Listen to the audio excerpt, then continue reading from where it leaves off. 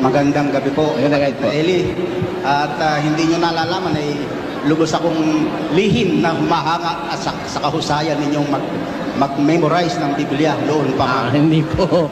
Hindi po tayo dapat humanga sa tao, kapatid. Alam nyo, walang bagay na hindi manggagaling sa Diyos pagkakabutihan. Lahat ho lang nasa atin, kaloob ng Diyos yun. Hindi dapat ang hangaan ng tao. Sa Diyos po natin ibigay ang kapurihan doon. Okay. At sa pagkakataon po sanang ito ay tinatawagan ko ang lahat ng mga pastor, pare, ministro, obispo, arsobispo, kardinal, papa, tungkol sa aking mga nasaliksik sa Biblia, pati na nga yung mga naririnig sa inyo. Apo. Ganito po ang natuklasan ko sa Biblia sa aking pagsasaliksik. Pakisulat lang kung may magsusulat. Natuklasan ko po sa Biblia na napakaraming kasinungalingan.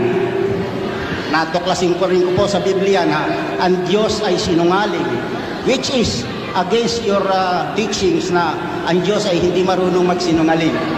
At natuklasan ko sa Biblia na ang Diyos ang gumagawa ng mga heinous crime o karumal-dumal na krimen. Natuklasan ko sa Biblia na iyan ay isang uri ng malaswang babasahin. Ha? At yan ay, kumbaga, pornografiya, ang Biblia. At ang Diyos dyan sa Biblia ay nagsisisi, nagkakamali, makakalimutin.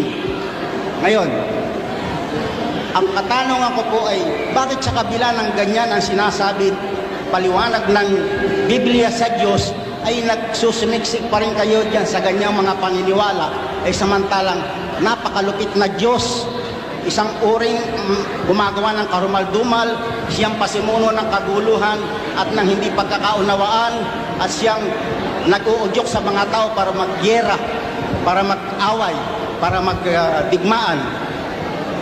Ayun po ang katanungan ko. Alam nyo, kapatid, bakit ganito. tinuturing na banal yung ganyang uri ng kasulatan? Alam nyo po, ganito, kapatid.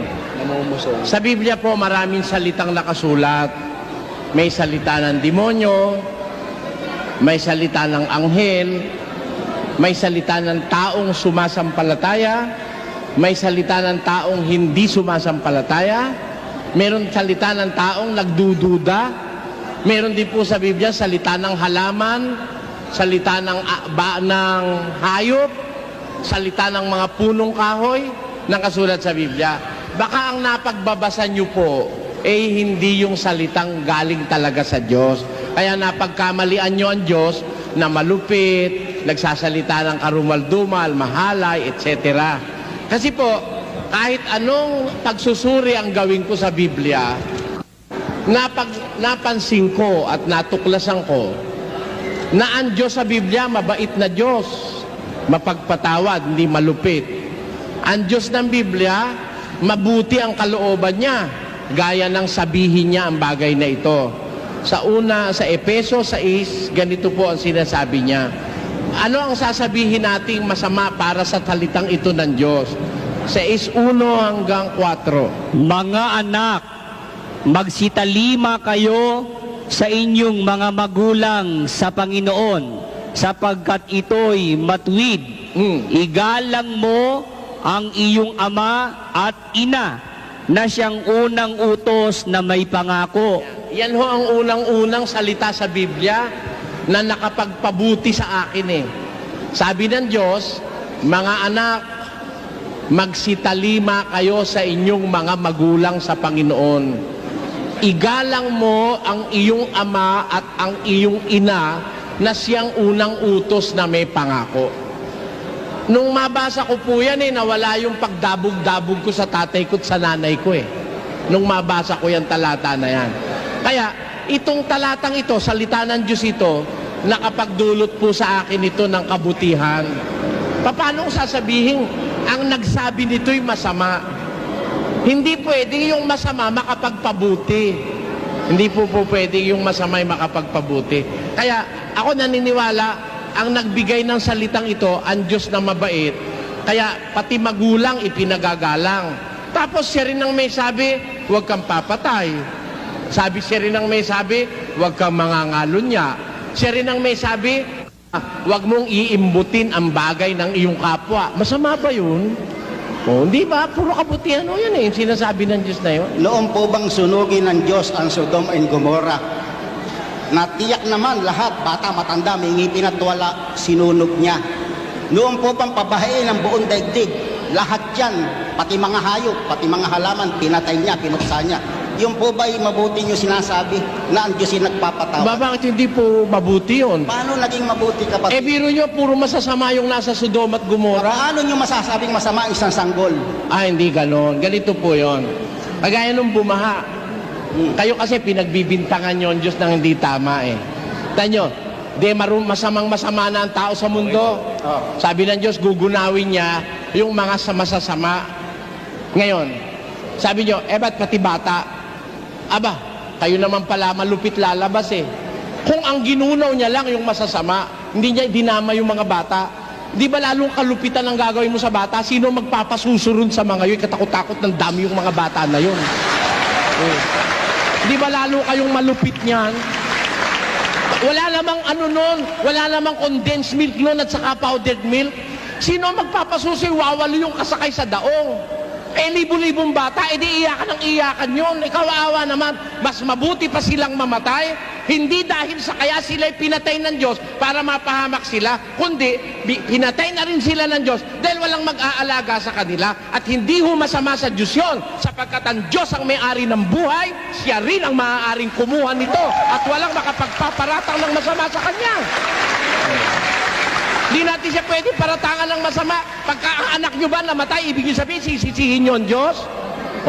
Kung sinisisi natin ang Diyos, halimbawa, namatay anak mo, sinisisi mo ang Diyos, kaya mo ba naman buhayin? Meron bang magulang? May magulang ba nakabuhay ng anak? Meron ba? Wala. Kung wala, ibig sabihin, may mas mataas sa'yo. At yung mas mataas na yon, yun ang Diyos. Yun ang sinasabi ng Biblia. Hindi natin siya dapat sisihin doon. Hindi mo masama yun. Ang binanggit nyo kasi sanggol eh. Alin po? Ang binanggit nyo, mga sanggol na sumususo. Maraming hindi na sumususo, kasama lahat yun. Babae, matanda, may ngipin. Kaya nga po, wala akong mag-aalaga ron sa mga kahit hindi. Halimbawa, hindi na sumususo, 1 taon kalahati, sino mag-aalaga ron? Saan ka kukuha ng papakain doon sa daong?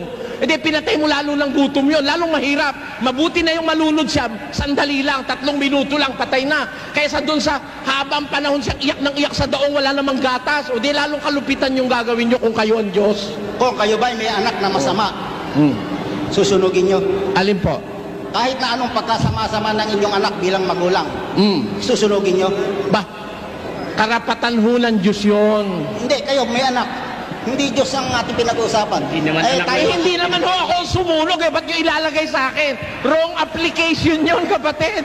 Ang sumunog ang Diyos, hindi naman ako eh.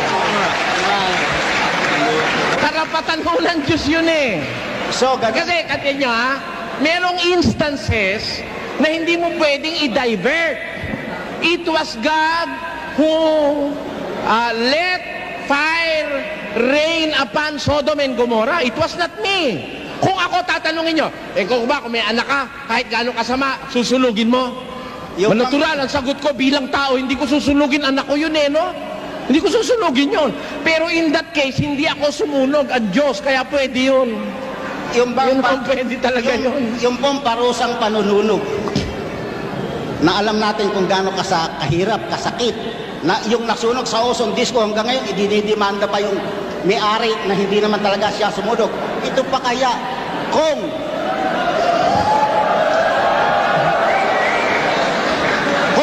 ang sinabi sa Biblia ay merong isang kapangyarihan na sinunog ang 2 siyudad, ano kayang iisipin nyo? Kung hindi sinabing Diyos kung may sinabi sa Biblia na merong isang kapangyarihan na sinunog ang 2 siyudad, binatay lahat, binuksan lahat ng tao. Ano ngayon ang iisipin nyo? Sa demonyo yun. Hindi ho. Hindi ho yung iisipin ko. Yung sinunog ang mga demonyo Kung ang demonyo ang mga sinunog, hindi yung demonyo sumunog. Hindi ho ba? Pwede ba naman yung pareho tayong demonyo, magkaibigan tayo, susunugin kita? Tanyo nga kayo, ayaw nyo silang sunugin. Di ba? Dapat mag-iisip tayo. Sinunog ko sa Sodom at Gomorrah, mga taon sa demonyo, ayaw kumilala sa Diyos. Yun ang sinunog. Kaya ako ganito po, attitude ko. Pag ang gawa ay gawa ng Diyos, I have no question to ask. Ganito. Lumitaw ka, pipi. Yung isa bingi, yung isa bulag. Sino gumawa? Ang Diyos. No question asked.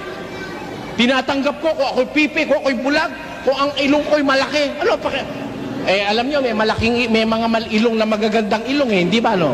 Hindi yung ilong mo. Pero, meron yung ilong di maganda. Pero you have to accept the fact na pagka pinagpare-pareho tayo ng Diyos ng ilong, pinagpare-pareho tayo ng mata, pinagpare-pareho tayo ng taas, pinagpare-pareho tayo ng kulay, lahat na tayo magkakamuka. Kaya pag may isang nagnakaw, tayong lahat magnanakaw na dalahagarin tayo ng pulis. Di ba? Kaya pagka ang Diyos na ang gumawa, hindi na ako tumututol Alam niya kasi lahat di ba? Okay. Sa Makati, tinatanggap nyo na ganun talaga kalupit ang Diyos. Hindi ko malupit ang Diyos. Hindi siya malupit. Hindi niyo ako makukumbinsi dyan.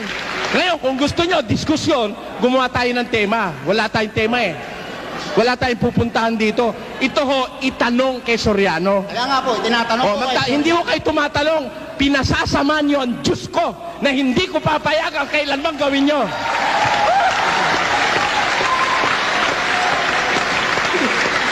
Magtema kayo.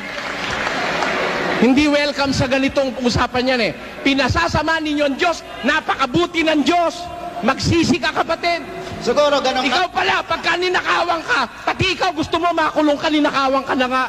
Yan. Masama pala ang uugali mo Pati mga bata. Hindi Kapatid, yung sabi niyong gago. Hindi ko mo namatay ang bata, malupit na ang Diyos.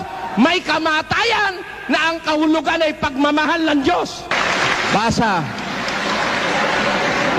Ang matuwid na namamatay at walang taong nagdadamdam at mga taong mahabagin ay pumapanaw. Walang gumugunita na ang matuwid ay naaalis sa kasamaan na darating. Danyo, baka may mas masama pang dadating, kaya kinukuha na ng Diyos ang buhay mo para iligtas ka na doon sa mas masamang darating. Kaya ang kamatayan, hindi kalupitan ng Diyos yun. That's God's mercy, speaking of the Bible.